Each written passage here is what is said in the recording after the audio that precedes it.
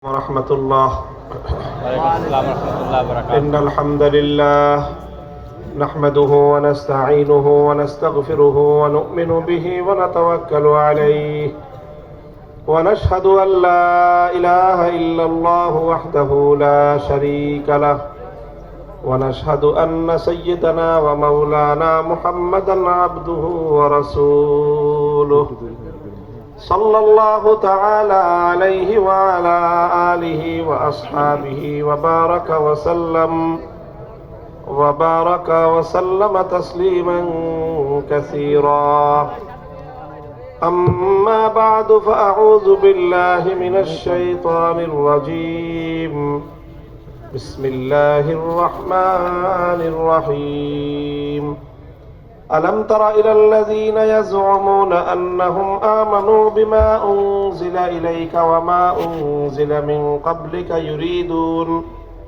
يريدون أن يتحاكموا إلى الطاغوت وقد أمروا أن يكفروا به ويريد الشيطان أن يضلهم ضلالا بعيدا. بارك الله لنا ولكم في القرآن العظيم ونفعنا وإياكم بالآيات والذكر الحكيم.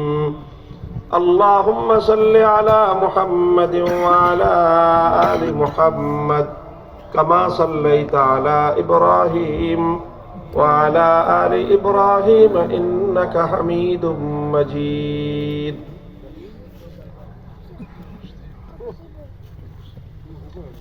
মুহতারাম হযরত উলামায়ে কেরাম, সম্মানিত শ্রদ্ধাভাজন আমার বয়োজ্যেষ্ঠ মুরব্বী সাহেবান, সমবেত ইসলাম প্রিয়, কোরআন প্রেমিক, নবী প্রেমিক, তাওহীদি মুসলমান ভাই ও বন্ধুগণ, মাদ্রাসার প্রাণপ্রিয় আমার ছাত্র ভাইয়েরা, পর্দার অন্তরালে অবস্থানরত আমার সম্মানিত মা ও বোনেরা, আমাদের বন্ধুবর বাংলাদেশের অন্যতম একটি উন্নত শিক্ষা প্রতিষ্ঠান জামিয়া ইসলামিয়া দিলু রোড মাদ্রাসার সম্মানিত প্রিন্সিপাল, মার্কাজুল ইত্তেহাদ মাদ্রাসার প্রতিষ্ঠাতা এবং নবাবগঞ্জ আল ইত্তেহাদ ফাউন্ডেশনের সম্মানিত সভাপতি মাওলানা মুফতি সালাউদ্দিন সাহেবের তার বিশেষ উদ্যোগ এবং তার সাথে ব্যক্তিগত ঘনিষ্ঠতার সুবাদে আজকে আপনাদের এই মাহফিলে আসার এবং আপনাদের সঙ্গে সাক্ষাতের সুযোগ লাভ হয়েছে।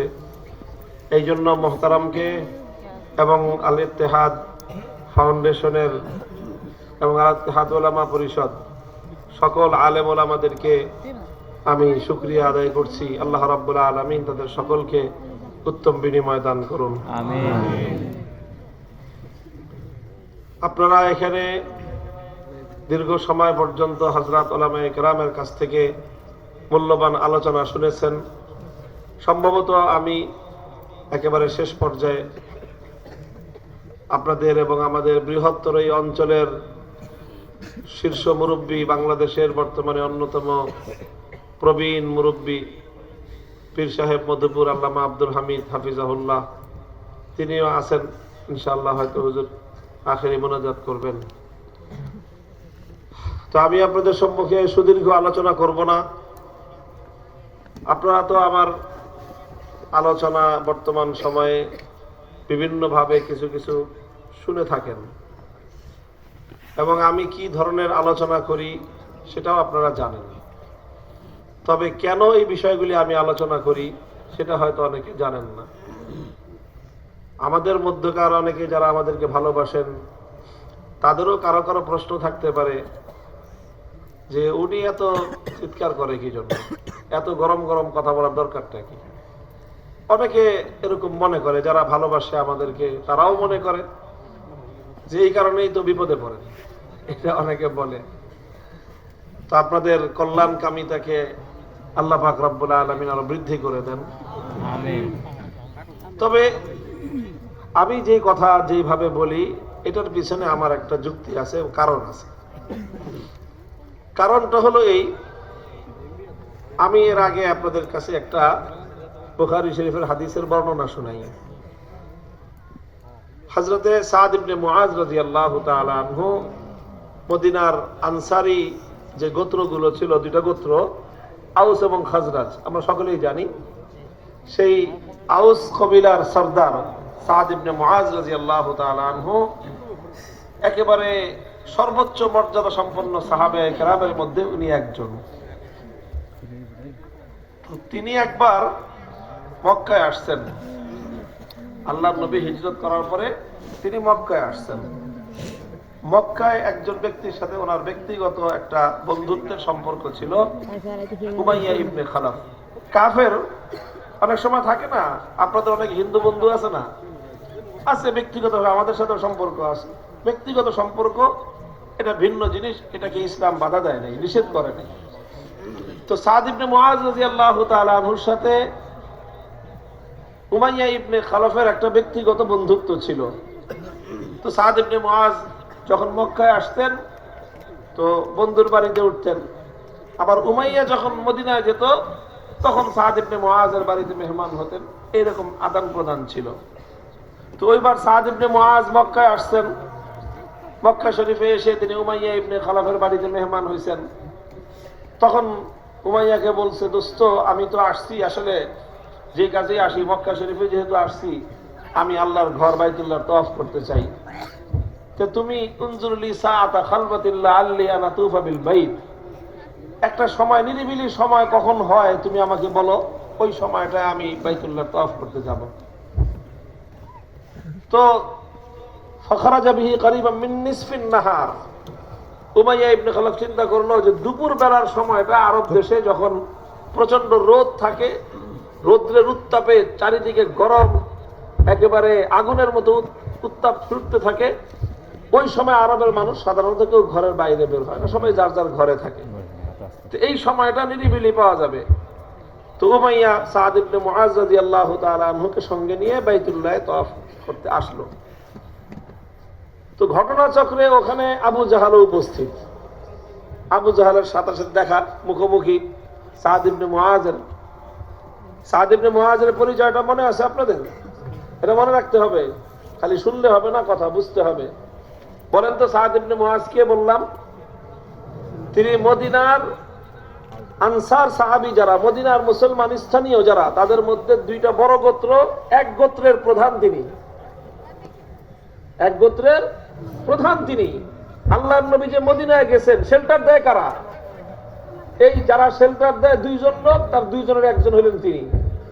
নবীজিকে মদিনায় শেল্টার দেন, নবীজিকে মদিনায় তারা জায়গা দিয়েছেন, মদিনাকে আল্লাহর নবীর জন্য তারা প্রস্তুত করেছেন এবং মদিনাকে কেন্দ্র করে ইসলাম যেন কায়েম হতে পারে সেই ব্যবস্থা করেছেন। সেই দুইজনের একজন হলেন সাদ ইবনে মুআজ। আর আবু জাহালরা কি চায়? ইসলামকে ধ্বংস করতে চায়। এখন যখন সাদ ইবনে মুআজকে আবু জাহাল দেখছে যে মক্কা শরীফে আমার বাড়ির সামনে আইসা নিরাপদে আল্লাহর ঘর বাইতুল্লাহ তওয়াফ করতেছে, তো আবু জাহালের গায়ে গোসায় আগুন ধরে গেছে। সে সাদ ইবনে মুআজকে বলতেছে যে আলা আরাকা তাতুফু বিমাক্কাতা আমিনান ওয়াকাদ আওয়াইতুমুস সুবা ওয়া জাআমতুম আন্নাকুম তানসুরুনহুম লাউলা আন্নাকা মা আবি সাফওয়ান মা রাজাতা ইলা আহলিকা সালিমা। তখন সাদ ইবনে মুআজকে বলল, সাদ ইবনে মুআজ, তুমি আমাদের শত্রু, আমাদের জানের দুশমন মুহাম্মদকে তুমি জায়গা দিচ্ছ তোমাদের দেশে, তাকে সাহায্য করতেছো এবং তাকে নাকি সামনেও সাহায্য করবা, এই প্রতিশ্রুতি তুমি দিছো। এই সব কিছু করে তুমি আবার আমার বাড়ির সামনে এসে, আমার দেশে মক্কায় এসে নিরাপদে বাইতুল্লাহ শরীফ তওয়াফ করতেছো।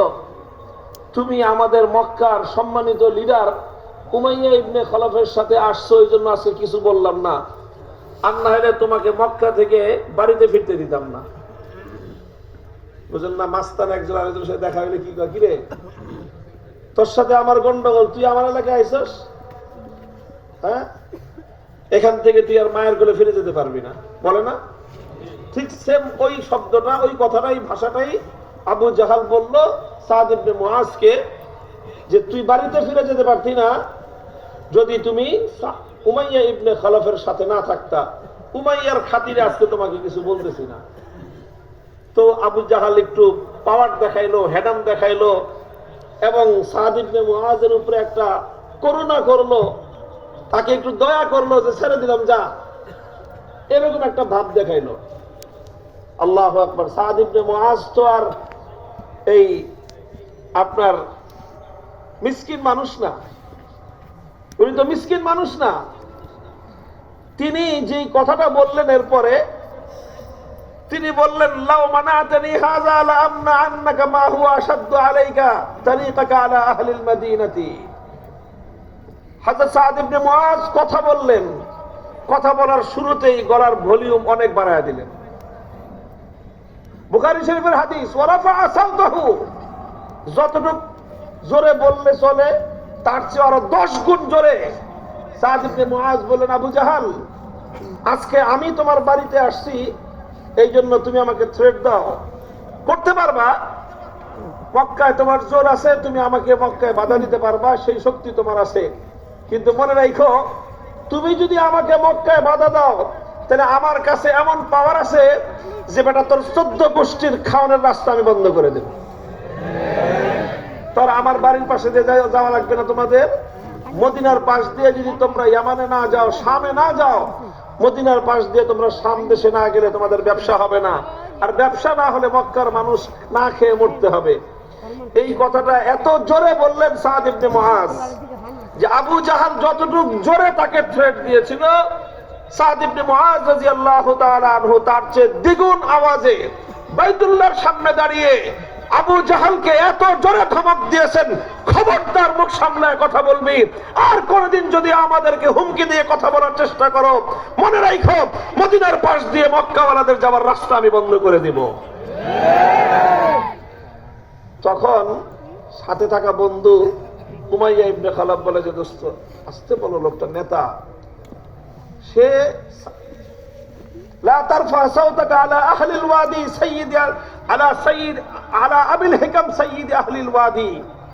বলল যে আবু জাহাল সে কিন্তু মক্কার শীর্ষ নেতা, সবচেয়ে বড় নেতা, এর চেয়ে বড় কোন নেতা আমাদের এলাকায় নাই। কাজে এত বড় নেতার সাথে তুমি কথা বলতেছো, একটু গলার স্বরটা নামায়া কও। সাদ ইবনে মুআজ গলার স্বর নামান নাই, আরো জোরে কয় যে বেটা তুমি উমাইয়া ইবনে খালাব আমার দোস্ত হইতে পারো, কিন্তু আবু জাহালের চামচামি যদি করো তাহলে তোমার সঙ্গে আমার সম্পর্ক থাকবে না।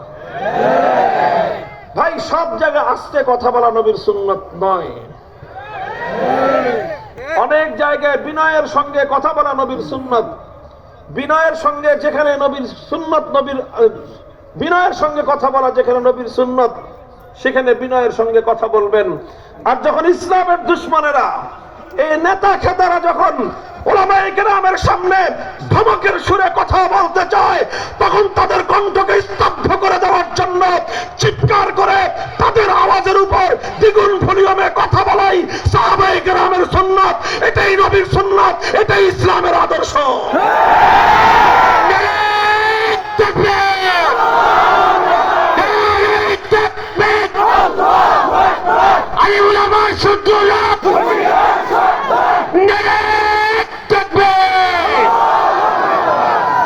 আমার সাথে তাদের দুশ্মনী এই জায়গাটায়, কারণ আমি সাধারণত মাহফিলে এমন কথা বলি যেই কথাগুলো ইসলাম বিরোধীদের গায়ে আগুন ধরায়।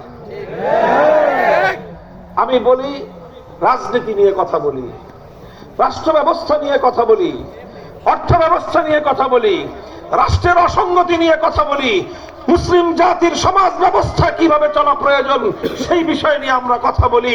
মুসলমানদের জাতির মধ্যে কোন পথে অধঃপতন আসতেছে সেই অধঃপতনের বিরুদ্ধে কথা বলি। নেতা নেত্রীরা কিভাবে মুসলমানদের ঈমান হরণ করতেছে সে ব্যাপারে আমরা মুসলমানদেরকে সতর্ক করি। তারা আমাদের কাছ থেকে কি শুনতে চায় জানেন? তারা চায় যে হুজুররা সুর করে মিলাদ শরীফ পড়াবে আর তারা সিন্নি খাওয়াবে। তারা চায় হুজুররা সুর করে দোয়া করবে, তাদের বাপ দাদা 14 গোষ্ঠী যা আছে সব জান্নাতে পাঠাবে, তারা হুজুরদেরকে হাদিয়া দিবে। অর্থাৎ তারা নেতাগিরি করবে আর উলামায়ে কেরাম হুজুররা তাদের সামনে মিনমিন করবে। এটা হলো তারা চায়। এই জায়গাটাতেই হলো আমাদের বিরোধ ছিল, আর সবচেয়ে বেশি বিরোধ এই জায়গাটায় আওয়ামী লীগের সাথে। আওয়ামী লীগের দোষ কি? যদি আবার আওয়ামী লীগ কোনোদিন বাংলাদেশের রাজনীতিতে ফিরে আসতে পারে, আমরা তাদেরকে বলবো এই ভুলটা, এই অন্যায়টা সংশোধন করে আসবার চেষ্টা করবে। সেটা হলো এই, তারা আলেম ওলামাদেরকে মসজিদের মিম্বারে দেখতে পছন্দ করে, মসজিদের মেহরাবে আলেম ওলামারা থাকুক, এটাতেও তাদের আপত্তি নাই। হুজুররা মিলাদ পড়ুক, খতম পড়ুক, এতে তাদের আপত্তি নাই। হুজুররা গিয়ে আপনার কবরস্থানে বাপদাদার রুহের মাগফিরাতের কামনা করে দোয়া করুক, এতে তাদের আপত্তি নাই। তাদের আপত্তি হলো ওলামায়ে কেরাম যখন কুফরি মতবাদ, ধর্ম নিরপেক্ষতা নিয়ে কথা বলে, তখন তাদের সারা গায়ের মধ্যে আগুন জ্বলতে শুরু করে। অন্যরা বলে বলো হুজুররা কেন বলবে, হুজুরদেরকে এত সাহস দিল কে? এই হলো তাদের মনোভাব। এই একটা জিনিস, তারা ওলামায়ে কেরামের নেতৃত্বকে বরদাস্ত করতে পারে না। আলেম ওলামাদেরকে সহ্য করে, আলেমদেরকে মহব্বত করে, হাদিয়া দেয়, কিন্তু আলেমদের নেতৃত্বকে তারা সহ্য করতে পারে না। এটা হলো আওয়ামী লীগের সবচেয়ে বড় সমস্যা। আগামী দিনে রাজনীতিতে আসতে হলে, আবার তোমাদেরকে দেশে পুনর্বাসিত হতে হলে, আলেম সম্পর্কে, ইসলাম সম্পর্কে, ইসলামী রাষ্ট্র ব্যবস্থা সম্পর্কে তোমাদের এই মূল ভুলটাকে তোমরা শুধরে আসবা। মনে রাখো, এখন বাংলাদেশের মানুষ অনেক সজাগ। শুধু আমাদের আলেম ওলামা এবং আমাদের মাদ্রাসার ছাত্ররা মনে করছো? আলহামদুলিল্লাহ, আমাদের মাদ্রাসার ছাত্ররাও এখন রংবাজি কেমনে করতে হয় শিখে গেছে। সাধারণ রংবাজি না, এই সাদ ইবনে মুআজের মতো আবু জাহালদের সঙ্গে কিভাবে চোখের উপর চোখ রেখে কথা বলতে হয় সেটা আমরা জানি। আবু জাহালদের সঙ্গে কিভাবে চোখের উপর চোখ রেখে কথা বলতে হয়, তাদের কথার জবাব, পাল্টা জবাব কিভাবে দিতে হয়, সেটাও আমাদের মাদ্রাসার শিক্ষার্থীরা শিখে ফেলেছে। তাদেরকে ভালোবাসবা, ভালোবাসা পাবা। আমি বলি আমাদের মাদ্রাসার ছাত্রদেরকে দয়া করে কেউ করুণার দৃষ্টিতে দেখবেন না, ভালোবাসার দৃষ্টি নিয়ে তাকাবেন, মহব্বতের দৃষ্টি নিয়ে তাকাবেন, আমাদের কাছ থেকে মহব্বত আর ভালোবাসা পাবেন। আর যদি মনে করেন যে মাদ্রাসায় যারা পড়ে তারা সব আপনার করুণার পাত্র, তাহলে আপনার ওই করুণার উপর আমরা পেশাব করতে রাজি না। আপনি ভালোবাসবেন, ভালোবাসা পাবেন, মহব্বত করবেন, ভালোবাসা পাবেন। হাত বাড়ায় দিবেন, হাত আমরা বাড়ায় দিব। হ্যান্ডশেক করতে চাইবেন, আমি হ্যান্ডশেক করব। মুআনাকা করতে চাইবেন, আমি গলা মেলাবো। কিন্তু আমার দিকে যদি আপনি চোখ তুলে তাকায় কথা বলবার চেষ্টা করেন, সে চোখ আমরা উপরে ফেলবার চেষ্টা করব। কথাটা হলো এই জায়গায়, এই জায়গায় আওয়ামী লীগের কথা বললাম। এই জন্য অনেকে মনে করতে পারেন যে বর্তমানে তো আওয়ামী লীগ গাতায় পড়ছে, এই জন্য বলতেছেন না। আমরা কল্যাণকামিতার দৃষ্টিতে বলতেছি। সেই সঙ্গে যেহেতু আরেকটা বড় শক্তি আছে, বিএনপির লোকজনদেরকেও বলে দেই, এই বিএনপির লোকজনও মাঝে মাঝে আওয়ামী লীগের থেকে এই চরিত্রটা রপ্ত করে। মনে রাখেন, থাকেন, রাজনীতি করবেন, করেন, দেশে আপনারা থাকবেন, আমরাও থাকবো, ভ্রাতৃত্বের সম্পর্ক নিয়ে থাকবেন, প্রভুত্ব ফলাইতে আসবেন না। মাদ্রাসা, মসজিদগুলো, ওয়াজ মাহফিলগুলোতে বিএনপি এবং আওয়ামী লীগের যারা রাজনীতিবিদ আছেন, এতদিন পর্যন্ত আপনারা ধর্মীয় প্রতিষ্ঠানগুলোতে যে সর্দারি মারাইছেন, আস্তে আস্তে ওই দিনগুলো যেতে শুরু করেন। আগামী দিনে মসজিদ, মাদ্রাসা, ওয়াজ মাহফিলে আসবেন শুধু অতিথি হিসেবে। যদি 5 মিনিট বক্তব্য দিতে দেয়, শুকরিয়া আদায় করে 5 মিনিট বক্তৃতা দিয়ে চলে যাবেন। এখানে মাহফিলে আলেম ওলামারা কি বলবে না বলবে, আলেমরা কোন কথা বলবে কোন কথা বলবে না, সেটা সংশোধন করার জন্য আমাদের মুরব্বীরা আছেন। আপনারা কি মনে করেন আমি ভুল বললে, আমি অন্যায় কথা বললে আমার ভুল ধরার মতো আমার ওস্তাদরা বাংলাদেশে নাই? বহু ওস্তাদ আছে, আমাকে এখনো 14 বছর পড়াইতে পারবেন। আমরা কোনো ভুল কথা বললে ওনারা আমাদেরকে ছেড়ে দেন না, আমাদেরকে ডাক দিয়ে নিয়ে সংশোধন করে দেন। মাহফিলে আমরা কোনো ভুল কথা বললে ওলামায়ে কেরাম সংশোধন করবেন। কোনো কথা যদি আমাদের অসঙ্গতিপূর্ণ হয়, আলেমরা সংশোধন করে দিবেন। নেতারা যারা আছেন, রাজনীতি করেন, আপনারা যদি একান্ত আমন্ত্রণ পেয়ে আসেন মাহফিলে, ভদ্রভাবে আসবেন, বিনয়ের সাথে কথা বলবেন, যতক্ষণ থাকার সুযোগ দেয় নিজের জন্য সৌভাগ্য মনে করবেন। আর যদি মঞ্চে না উঠায়, নিচে বসার ব্যবস্থা করে, সেটাতেও সন্তুষ্ট থাকবেন। নেতৃত্ব ফলানোর চেষ্টা আপনারা বাদ দিয়ে দেন। পরিবর্তন আসতেছে আলহামদুলিল্লাহ। আমি বলতেছিলাম, মনে রাখেন, এখন আমাদের কথা শুধু মাদ্রাসার ছাত্ররা শুনে না, আমাদের ফলোয়ার ওলামায়ে কেরামের অনুসারী স্কুল কলেজ ইউনিভার্সিটিতে পর্যাপ্ত পরিমাণ তৈরি হয়ে গেছে। এই যে বিপ্লব হলো, এই বিপ্লবে, আগস্ট বিপ্লবে স্কুল কলেজ ইউনিভার্সিটি মাদ্রাসার ছাত্ররা সকল ভেদাভেদ ভুলে গিয়ে হাতে হাত রেখে টেকনাফ থেকে তেতুলিয়া পর্যন্ত তারা দেখিয়ে দিয়েছে বাংলার মাটিতে কোন তাগুতের ঠাঁই হয় না, বাংলার মাটিতে ইসলাম বিদ্বেষী সংস্কৃতির ঠাঁই হয় না, মূর্তি সংস্কৃতি, ভাস্কর্য সংস্কৃতি বাংলা মাটি গ্রহণ করে না। এগুলো সিমটম, এগুলো আলামত। আলহামদুলিল্লাহ মাদ্রাসার ছাত্রদের মতো ইউনিভার্সিটির ছাত্ররাও এখন তাওহীদ সচেতন, তারা ঈমানের ব্যাপারে অনেক সচেতন, অনেক কিছু তারা শিখছে। আলেম ওলামাদের লেকচার তারা শুনে, আলেমদের বক্তব্য তারা গবেষণা করে, তারা বুঝতে পারতেছে যে মানব রচিত এই সকল তন্ত্র মন্ত্রের ফাঁকা বুলি দিয়ে মানবতার মুক্তি সম্ভব নয়। চূড়ান্ত বৈষম্য বিরোধী একটি বৈষম্যমূলক, বৈষম্য মুক্ত একটি শান্তিপূর্ণ, ইনসাফপূর্ণ সমাজ যদি গড়তে হয়, আল কোরআনের সমাজ ছাড়া ভিন্ন কোনো রাস্তা নাই। এটা হলো একটা প্রসঙ্গ কথা আমি বললাম, লম্বা হয়ে গেল কথাটা, মাফ করবেন। কিন্তু কথার মূল মেসেজটা হলো এই যে আমরা কিছু কথা বলি যেই কথাগুলোর সাথে সম্পর্ক হলো সমাজ ব্যবস্থার, কিছু কথা আমরা বলি যেই কথাগুলোর সম্পর্ক হলো রাষ্ট্র এবং রাজনীতির সাথে সম্পৃক্ত। অনেকে এসে আবার বলে যে হুজুর আপনি কোরআন হাদিসের ওয়াজ করেন, রাজনীতির কথা বলেন কেন? খুব ভালো করে মনে রাখবেন, Islam is the complete code of life, পূর্ণাঙ্গ জীবন ব্যবস্থা। ইসলাম, ইসলামের সকল বিষয়ে কথা বলবে। ওলামায়ে কেরামের দায়িত্ব ইসলামের প্রতিটি সেক্টর নিয়ে কথা বলা। একজন ব্যক্তির ব্যক্তি জীবন নিয়ে যেমন আলেমরা কথা বলবে, একজন মানুষের পরিবারের জীবন নিয়ে যেমন ওলামায়ে কেরাম কথা বলবে, ব্যবসায়িক লাইফ নিয়ে, অর্থনৈতিক জীবন নিয়ে যেমন কথাবার্তা বলবে, সাংস্কৃতিক জীবন নিয়ে যেমন আমরা কথাবার্তা বলবো, ঠিক তদ্রূপ সমাজ কিভাবে চলবে, রাষ্ট্র কিভাবে চলবে, আইন আদালত কিভাবে চলবে, সে বিষয়ে আমাদের বক্তব্য সুস্পষ্ট ভাষায় জাতির সামনে তুলে ধরা আল্লাহর পক্ষ থেকে প্রদত্ত আমাদের ঐতিহাসিক জিম্মাদারি। আমরা আপনাদের কথায় আমাদের আল্লাহর পক্ষ থেকে প্রদত্ত সে দায়িত্ব কোনোদিন আমরা ভুলে থাকতে পারি না। এটা হলো আমাদের অক্ষমতার জায়গা। আমাদের অক্ষমতার জায়গা হলো এই, আপনার পছন্দ না হলে কি হবে? আমাকে তো আল্লাহ বলে দিয়েছেন কোরআনের এই কথাগুলো বলো। কোরআনে পাকের মধ্যে যেরকম পিতামাতার হক রয়েছে, সন্তানের অধিকার সম্পর্কে আলোচনা রয়েছে, নামাজ, রোজা, হজ, যাকাত সহ ইবাদত বন্দেগীর যেরকম কথাবার্তা রয়েছে, ঠিক তদ্রূপ আল্লাহর কোরআনে পাকের মধ্যে একটি দেশের বিচার ব্যবস্থা কিভাবে চলবে, অসংখ্য আয়াতের মধ্যে আল্লাহ পাক বিচারিক আইনগুলো দিয়ে রেখেছেন। সেই আইনগুলোর প্রয়োগের কথা আমাদেরকেই বলতে হবে। আল্লাহ পাক বুঝবার তৌফিক দান করেন। কোরআনে পাকের সূরাতুন নিসার 60 নম্বর আয়াত আমি আপনাদের সম্মুখে তেলাওয়াত করেছিলাম। আমার আল্লাহ পাক রব্বুল আলামিন এই আয়াতের মধ্যে অত্যন্ত গুরুত্বপূর্ণ একটা দিক নির্দেশনা দিয়েছেন, একটি সতর্কবাণী উচ্চারণ করেছেন। আজকের আমার বাংলাদেশের বর্তমান যে জাতীয় প্রেক্ষাপট, সেই প্রেক্ষাপটের সঙ্গে অত্যন্ত সংগতিপূর্ণ বিধায় এই আয়াতটি আমি আজকে আপনাদের সম্মুখে আমার আলোচনার বিষয়বস্তু হিসেবে গ্রহণ করেছি। আল্লাহ বলেন, আলাম তারা ইলাল্লাযীনা ইয়াজুমুনা আন্নাহুম আমানু বিমা উনজিলা ইলাইকা ওয়া মা উনজিলা মিন ক্বাবলিকা ইউরিদুনা আন ইয়াতাহাকামু ইলাত তাগুতি ওয়া ক্বাদ উমিরু আন ইয়াকফুরু বিহি ওয়া ইউরিদুশ শাইতানু আন ইউদিল্লাহুম দালালাম বাঈদা। আল্লাহ বলেন যে দেখো, আশ্চর্যান্বিত হয়ে তোমরা দেখো, একটা আশ্চর্যজনক দৃশ্য তোমরা তাকায় দেখো।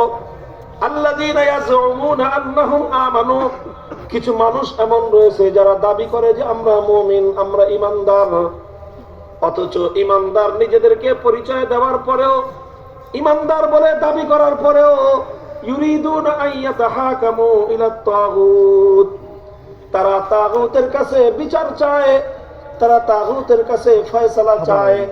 অর্থাৎ আল্লাহর কোরআনের এই আয়াত বলতেছে, যে ব্যক্তি দাবি করে আমি ঈমানদার, সে পশ্চিমকালেও কোন তাগুতের কাছে বিচার চাইতে পারে না, কোন তাগুতের কাছে সে ব্যক্তি কোনোদিনও ফয়সালা চাইতে পারে না। যে ব্যক্তি তাগুতের কাছে ফয়সালা চাইবে, সে পশ্চিমকালেও ঈমানদার হতে পারে না। আর যে ব্যক্তি ঈমানদার হবে, সে কোনোদিন আল্লাহকে বাদ দিয়ে কোন তাগুতকে বিচারক মানতে পারে না। অত্যন্ত মৌলিক একটা কথা, যেই কথার সঙ্গে মানুষের ঈমান এবং কুফরের সম্পর্ক। কিভাবে একজন মানুষের ঈমান ঠিক থাকে আর কিভাবে মুহূর্তের মধ্যে একজন ঈমানদারের ঈমান নষ্ট হয়ে একজন মুমিন ব্যক্তি মুশরিকে পরিণত হয়ে যায়, কোরআনে পাকের এই আয়াত থেকে তার মূল মর্মটা বুঝে আসে। আমি এই বিষয়টা আপনাদের সামনে খোলাসা করার জন্য এখানে প্রয়োজন হবে কোরআনে পাকের একটা শব্দের ব্যাখ্যা করা। আপনারা সকলেই মনোযোগ সহকারে কোরআনে পাকের এই শব্দের মর্মার্থটা বুঝবার চেষ্টা করবেন। যেই শব্দটা আল্লাহর কোরআন এখানে ব্যবহার করেছে, আত-তাগুত। ইউরিদুনা আন ইয়াতাহাকামু ইলা আত-তাগুত। তাগুত কি জিনিস, তাগুতের পরিচয় বুঝতে হবে। কোরআনে পাকের এক আয়াতের মধ্যে আল্লাহ বলেছেন, আল্লাযীনা আমানু ইউকাতিলুনা ফি সাবিলিল্লাহ ওয়াল্লাযীনা কাফারু ইউকাতিলুনা ফি সাবিলিত তাগুত। যারা ঈমানদার তারা আল্লাহর পথে লড়াই করে, আর যারা কাফের তারা তাগুতের পথে লড়াই করে। কার পথে? জোরে বলেন, কার পথে? ঈমানদাররা লড়াই করে কার পথে? আল্লাহর পথে। আর বেঈমানরা লড়াই করে কার পথে? তাগুতের পথে। সুতরাং যে আল্লাহর পথে থাকে সে তাগুতের পথে যায় না, যে তাগুতের পথে থাকে সে আল্লাহর পথে থাকতে পারে না। আল্লাহর সঙ্গে তাগুতের হলো বৈপরীত্য। যে ব্যক্তি আল্লাহকে বিশ্বাস করে সে তাগুতকে অস্বীকার করতে হয়, যে তাগুতকে বিশ্বাস করে আল্লাহর উপর তার বিশ্বাস ঠিক থাকতে পারে না।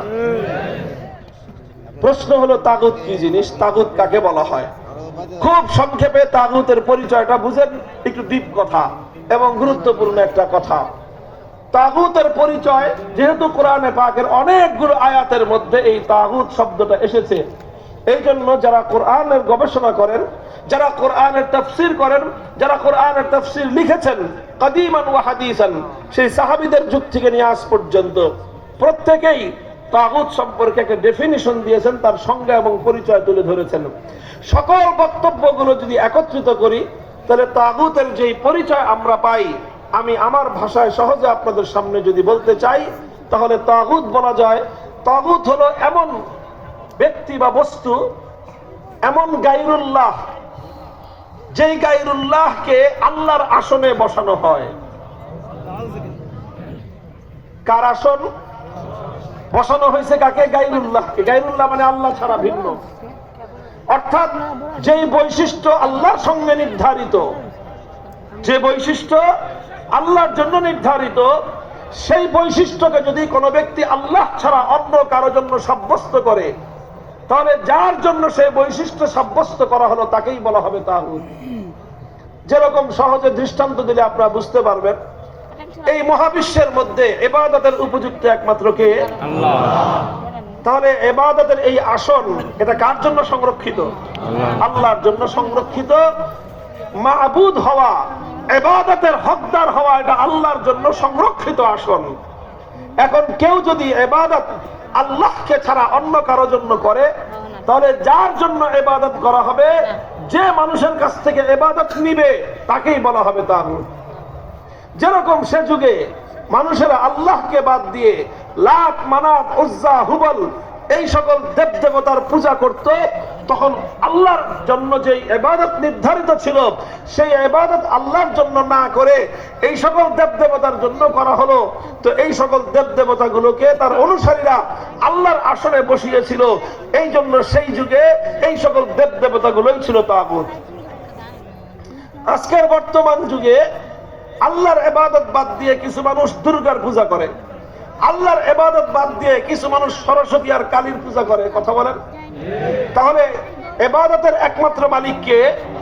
তো যে ইবাদত একমাত্র আল্লাহর জন্য হওয়া উচিত ছিল, দায়িত্ব ছিল, সেই ইবাদত আল্লাহকে বাদ দিয়ে যখনই দুর্গার জন্য, কালীর জন্য, সরস্বতীর জন্য, বিভিন্ন দেবদেবীর জন্য করা হলো, তো এই দেবদেবীগুলোকে বলা হবে তাগুত। কারণ এই দেবদেবীগুলোকে আল্লাহর জায়গায় তারা বসিয়েছে, এই জন্য। কথাটা পরিষ্কার হলো? এটা হলো ইবাদত। ইবাদতের ক্ষেত্রে আলহামদুলিল্লাহ মুসলমানরা এই ব্যাপারে অত্যন্ত সতর্ক আছে যে আল্লাহকে ছাড়া তারা অন্য কারো ইবাদত করে না। মুসলমানরা কোনো গায়রুল্লাহর পূজা করে না, ইমানদাররা কোনোদিন দুর্গার পূজা করে না, ইমানদাররা কোনোদিন সরস্বতীর পূজা করে না, ইমানদাররা কোনোদিন আগুনের পূজা করে না, ইমানদাররা কোনোদিন সূর্যের পূজা করে না। এই সমস্ত করে না, কারণ মুসলমানরা জানে ইবাদতের একমাত্র উপযুক্ত কে। মুহতারাম হাজিরিন, ইবাদত যেরকম আল্লাহর একক বৈশিষ্ট্য, ইবাদতের মধ্যে যেরকম আল্লাহকে এক এবং অদ্বিতীয় বিশ্বাস করতে হয়, এটাকেই বলা হয় তাওহীদ ফিল ইবাদাহ, আল্লাহর একত্ববাদ।